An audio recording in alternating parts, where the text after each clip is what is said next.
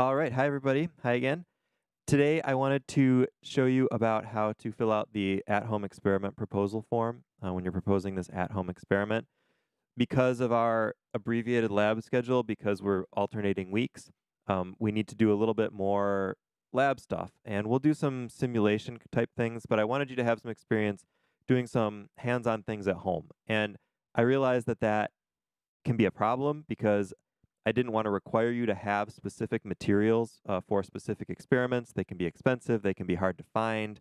So I want you to pick something that you think you can do, and then do that. So I've got up here on one side I've got my experiment proposal form, and then I also found an experiment online. If you just look for chemistry experiments you can do at home or something like that, you'll find all kinds of stuff. The tricky part, not really tricky, but the thing you have to keep in mind is this feasible to do at home? And does it fit with the assignment? So let's first take a look at the form. And hopefully you can see my cursor here. Yeah. So in the experiment proposal form here says, choose something you'd like to investigate, and then complete this. And there's a couple of reasons that we're doing this. This form. One is so that I can check and make sure that there's nothing super dangerous here, but also that it's appropriate and that you're actually learning something about chemistry from it. So let's say I searched around and I found this lab, this chemical change lab that you see behind me, and I'm going to use that in my experiment proposal form. If you've read ahead at all, you'll also notice that this chemical change lab is actually the lab that we're doing in class, in the lab this week. And so that, yeah, so this isn't one that you can pick to do at home. All right, so let's take a look at the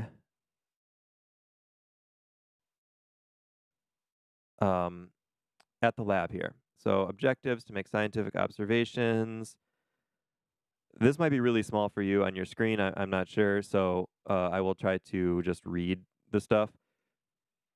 But I first want to look at I first want to read the whole thing and just see if it's something I'm interested in. So let's say I did that and say, yeah, okay, sounds interesting. We'll give it a try. And then I want to look at the materials and see if it's something that I can actually do with what I have at home. So Ziploc bag, yep, I can do that. Plastic spoons, yep. Sodium bicarbonate, yep. Calcium chloride, that might be tricky. That's not something that we usually just keep around the house. Acid-base indicator, again, not something that's just around the house, but maybe we can find something. So I'm going to go back over to my form then and start filling this stuff in. Use a different color so it pops out a little bit here. So I'm going to call this I'll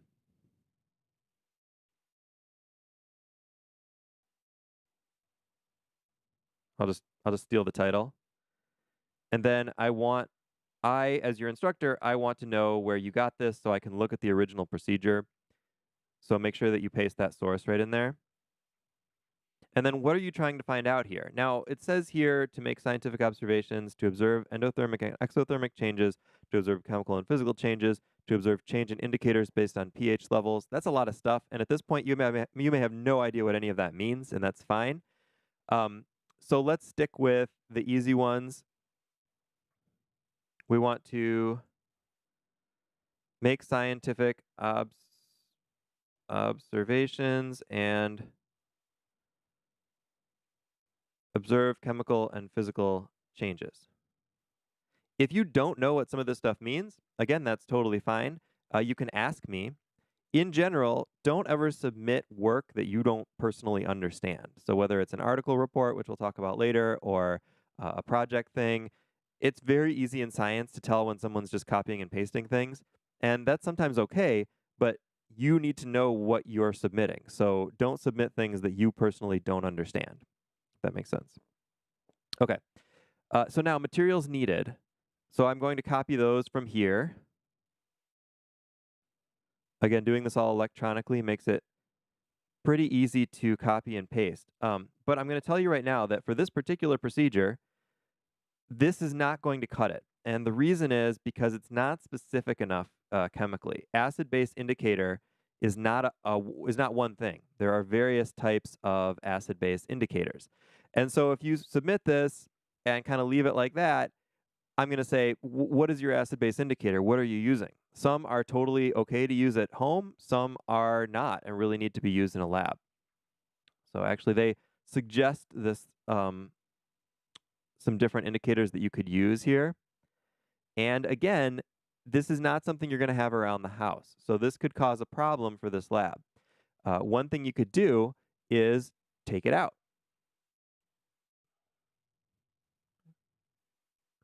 So in this particular case, we could actually replace that with water. I got to put a little thing here. Now, that may not work for all labs. You may not know that. So you can ask me. Send me a message on Discord and say, hey, can I substitute water in this lab? And I will look at it and say, yeah, you totally can. That's fine. So that gets us away from that. The other thing you could do is try to find that stuff. The problem is then we start running into some safety issues because believe it or not, you can actually order a lot of dangerous stuff, and even though you probably shouldn't be able to do that. So, and you don't have the engineering controls to safely deal with those dangerous substances. So, please talk to me if these kinds of things come up in these searching for these labs. Don't, even if you have the resources for it, don't just order chemicals to your house because often it's not safe. You can't dispose of it safely at home, and it can really cause a lot of problems. So, sodium bicarbonate, that's baking soda. That's no big deal. Calcium chloride is also, it's not something you probably have around at home, but you can find it. It's sometimes added to, what am I trying to say, to water to change the properties of water. Like, so you can get it from brewing supply companies. Sometimes it's in with the pickling stuff, like pickling salts and stuff like that. Sometimes they have calcium chloride. And it's also sold as ice melt. So if you have not the big chunks of rock salt, but you can get the little balls of calcium chloride. So if you kind of look around a hardware store, you might be able to find that. If you're really set on an experiment again and you can't find something, let me know, and I can tell you, yeah, you can find this here, or no, you can't use that. It's really not safe to be using at home. All right, so then the original procedure, I'm just going to copy it from here.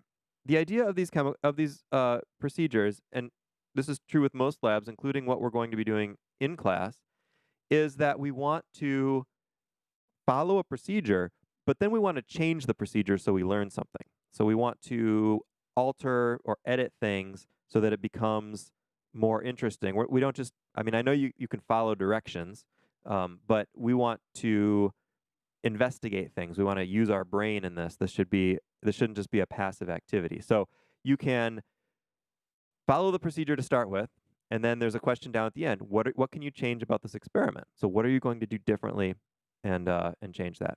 Okay, so let's talk about safety then. Let's say you've looked at all the stuff, you think it's probably fine, there are things you've heard of, things you have around the house. You still need to look up the safety information. You would be surprised at the hazards of some of the stuff that you just think of as normal, whatever, around the house. So the way we do that is by looking up the SDS, which is the safety data sheet. So let's say I want sodium bicarbonate. We're actually going to do this together in class in lab on Wednesday or the following Wednesday, but for those of you who are in section 2, you'll need to do this before you come to lab. So the easiest way to do this is just look up, do a regular Google search for the chemical name and SDS. SDS stands for Safety Data Sheet, and that is where all of the safety and hazard information comes from. They are very freely available online, so you can pull up whatever one you can find. Let me make sure we can actually see this here.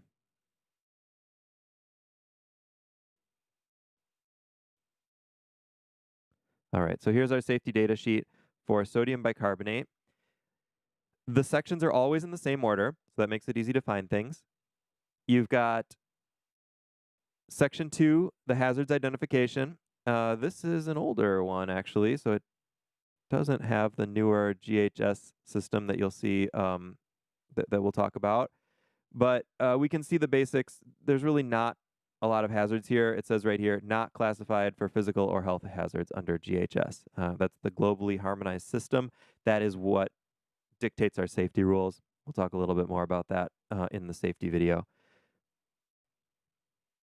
So that means you don't have to worry too much about it. There's not a whole lot there. But we do want to look at handling and storage, precautions, and personal protection.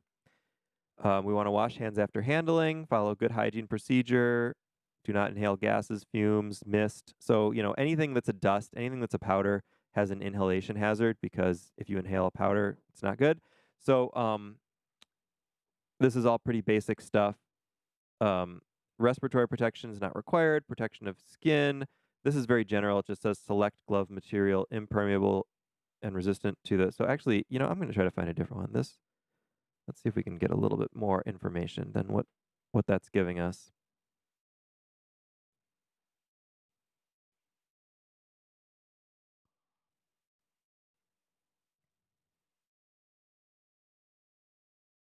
Oh, I think there's a cat coming. Hello. This is Percy. All right, let's look at this one. Try to zoom in a little bit more. Yes, so we can see here in the hazards again. Okay. Causes eye irritation. So don't get it in your eyes. When we work with this on campus, we'll be using safety goggles, so that won't be an issue. And if we look into personal protection, there's no additional information available or controls for specific controls, but it does say wear gloves and safety glasses to protect yourself from this. So again, thinking about proposing an experiment at home, if we're dealing with a chemical that says you need to wear goggles or safety glasses and gloves, if you don't have goggles, safety glasses, gloves at home, again, that's okay. You're not required to have those at home, but this may not be the experiment for you, for your at-home experiment. You may want to look for something else. We can also use a little common sense here. This is baking soda, so, yeah, you don't want to get it in your eyes, but it's probably okay and safe to work with at home. All right, so we will put this stuff in there. We also want to look at the ecological information and disposal considerations. So this just says dispose in a safe manner in accordance with local, national regulations, avoid release to the environment. And then if you look at the transport and stuff, it's like not regulated. It's if you have something that really needs to be disposed of as a chemical hazard in these sections, it will say dispose of as hazardous waste or requires hazardous waste disposal, things like that. So you'll see that if that's an issue. And if that is an issue, again, you probably can't do that at home unless you have a plan in place for disposing of the chemicals safely in like a county chemical disposal area or something like that. All right, so then the very last bit of our proposal is this, what can you change about the experiment? And to me, this is the most interesting part. Yes, anybody can follow some directions online, but what are you going to do differently? How are you, after you've done the procedure as written, how can you change things to actually start investigating something? So you're going to play with amounts. Are you going to change the amounts that you're using? Are you going to change the time? Are you going to change temperature? Think about all the variables of the experiment and how you can change them to learn something, to find out something that maybe isn't clear in just following the procedure. So the idea of the at-home chemistry experiment, it's not just to do some chemistry at home, but it's really to think like a scientist, change things, and try to figure out what's going on in the system. We can chat about it. We can email about it. Probably the easiest is to talk through Discord or in office hours over video conferencing. But hopefully that gets you started on your proposal. If you have any more questions about it, let me know. And we'll be doing this probably, depending on what happens at school with the virus and everything. We're planning on doing this 4 times throughout the semester. So basically, the first the first module when you're on campus, you're going to be if you're on campus, you're not doing the proposal. If you're off campus, you are doing the proposal. If that makes sense. And then so that's a set of 2 weeks. And then the other 2 weeks, you're either doing your on-campus lab or you're doing the experiment itself. So, All right, again, let me know if you have any questions, and look for more videos about other aspects of the course coming soon.